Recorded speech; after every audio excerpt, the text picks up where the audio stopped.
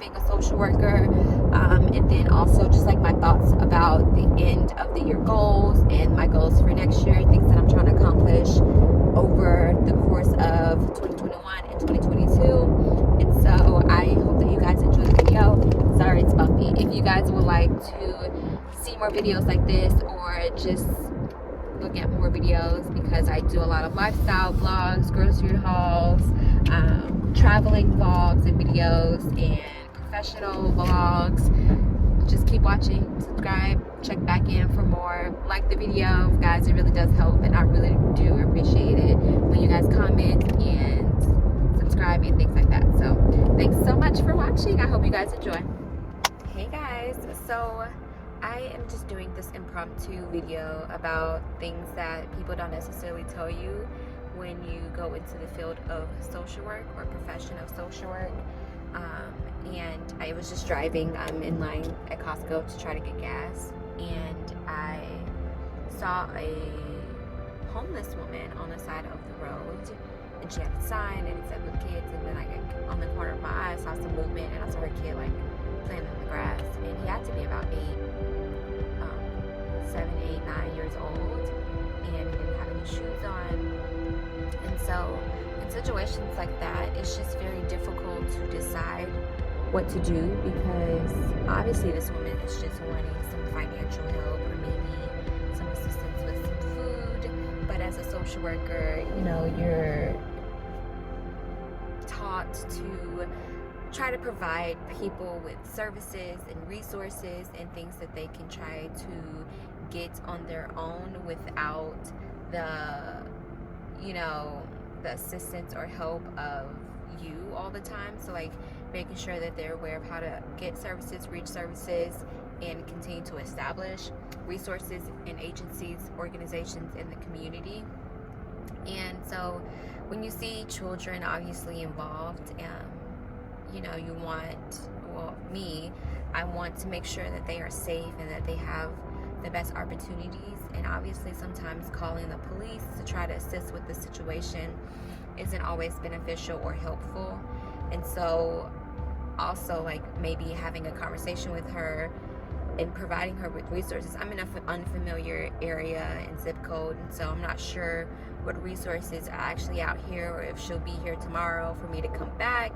And so it's always hard with like the homeless population and making sure that they have what they need, and also just not necessarily feeling guilty about it, about their circumstance, because I can't control it. I had nothing to do with it. But I also just like want to put my best foot forward and help people as I can, because that's just me as a person, not just because of my profession. But that's one thing. It's just like, do you involve children's division in situations like that to try to give the child at least a better opportunity of thriving, of succeeding, of finding more stability, and whether that be with a housing or food or support. But obviously, like, I'm very aware that the system is not perfect and has its flaws and its downfalls and its cons, and there are risks associated with placing children in foster care homes and the foster care system. And obviously the big problem there is tearing up a family. And although the child will be getting their physical needs met, will their emotional and mental needs also be addressed and taken care of? And will he be able to thrive in a traumatic situation like that without his mother or their current circumstance? And so it's just thoughts that I was thinking while I'm sitting in the car. And it's just like, no one really teaches you how to address or how to go about circumstances like that, because they mostly teach you how to deal with circumstances while you're in an organization or a job, because obviously you're a worker, and so you're most likely contracted or signed, or you're working, you know, as an employee for an organization or agency that already has services, and that you can continue to build more services and foundations like that. But you know, in just day-to-day life, like, what does a good person do? I guess is my question. What else do they? Other things that like people never really taught me while I was in my undergrad or graduate school is how kind of challenging it would be to work with coworkers, especially in a field that has different entities, different professions working in collaboration with one another, such as I work in a hospital, and so I work with several different other professions and professionals like nurses and doctors and pharmacists and techs, and what they're taught in school is, you know, parallel to what I'm taught in school. Although our main goal is to take care and help and assist people and make sure that they are well, they focus more on the, you know, health side, and we focus on more of the social overall wellness of a person. And yeah, sometimes it's difficult working with other professions and making sure that I'm abiding by my ethics and morals and values, and being true to who I am and what I was taught and what my job responsibilities are, and also working in collaboration with other professionals who kind of don't necessarily believe in the exact same process and things and how things should be handled or addressed. So yeah, this is just a little chit chat, spur of the moment. I'm not even gonna edit this. I'm just gonna upload it and have it as it be. But another thing is something that I was taught in school was to always take care of yourself, to really address self-care and to prioritize that, and to know what you need when you need it, when you need a break, to really advocate for yourself in that sense and not feel guilty about needing to fill your cup. And let me tell you, that was ingrained in me. And let me tell you, boo, I do overwork sometimes. I'm not even gonna sit here and tell you that I don't, but I know when I'm like getting burnt out, I immediately take off or I take a vacation, because I'm not useful, I'm not helpful, I'm not enjoyable when I've gotten to the point of a burnout, or I just need a break or a little moment away from work. And that's perfectly okay to say that, you know, to say like, hey, I need a break. And that's been really a huge practice that I've been maintaining throughout my career. I'm trying to think. I think that might be it. Just some thoughts.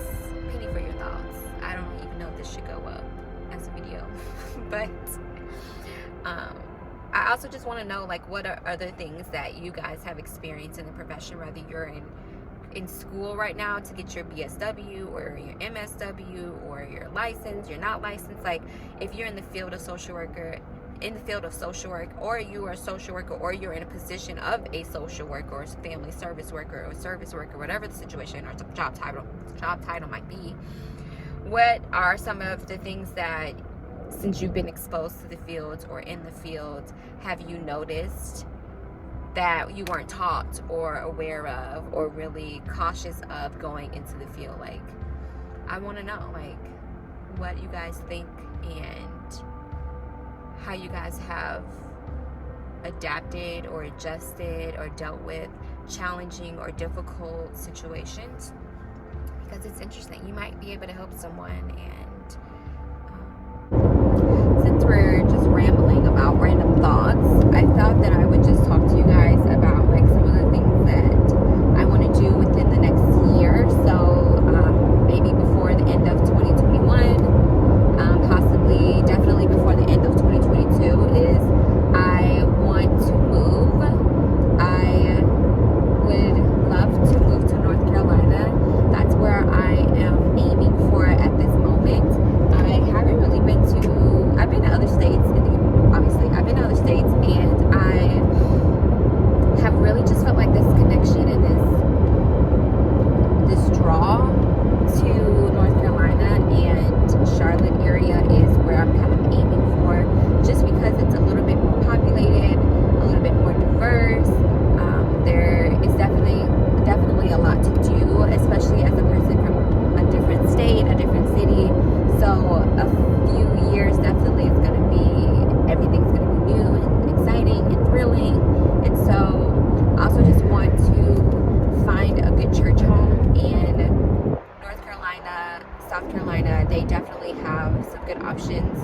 some of the churches that I've watched online for several years. I've been to a few of those churches in person over the last few years, and I just really enjoy them. So I know that I'll have a church home when I go, and here in St. Louis, I don't really have a church home. I don't have a church home, not really, I don't.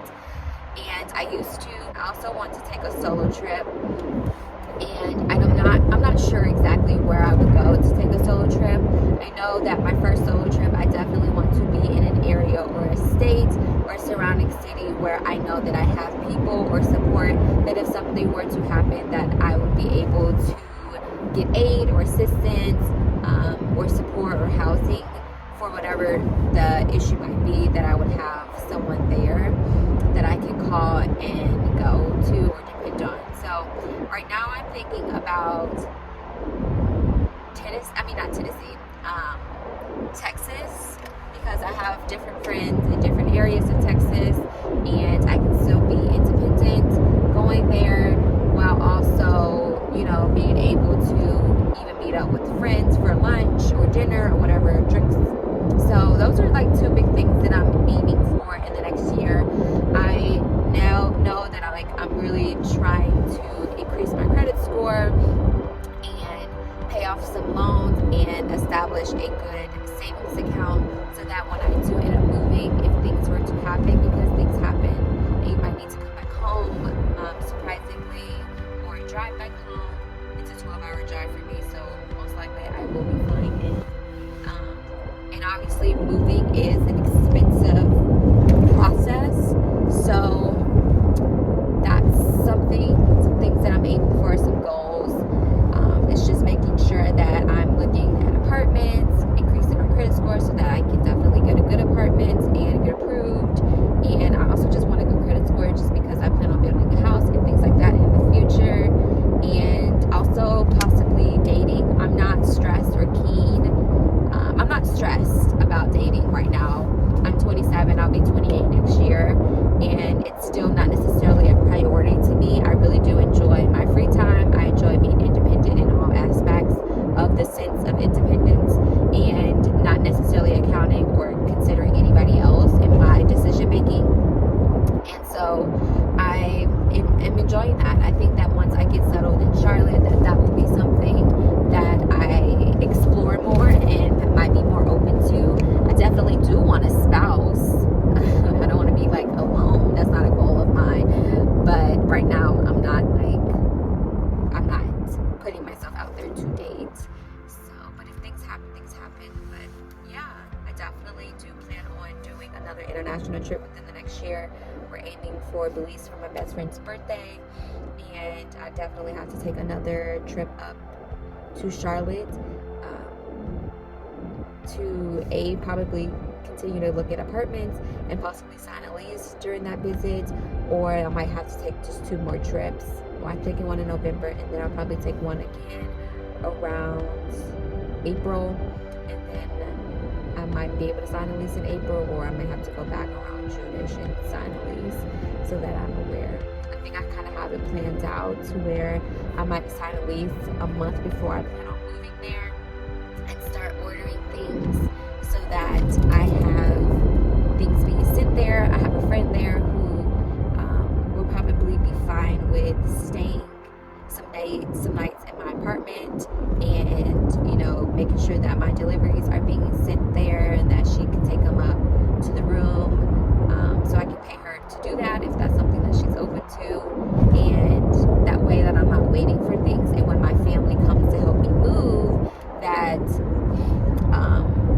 I have a majority of the bigger items done, because it's hard when you have a couch or a big old table being delivered and it's just you by yourself and you don't really know any guys or and stuff like that to help you. So that's something that I'm thinking about doing. It's just kind of having a lease so that I can even slowly move there and not feel like I'm rushed.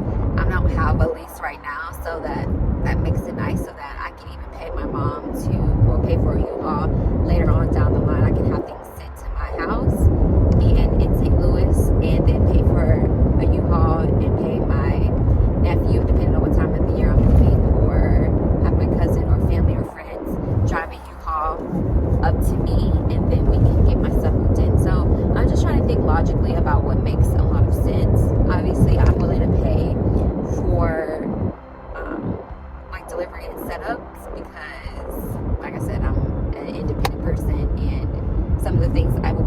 by myself. Like, I built a bed by myself before, but I didn't pull it upstairs by myself. So I know what I'm capable of, and I know that I'm not capable of. So yeah, that's my thoughts. Just random things that I want to accomplish throughout the year, and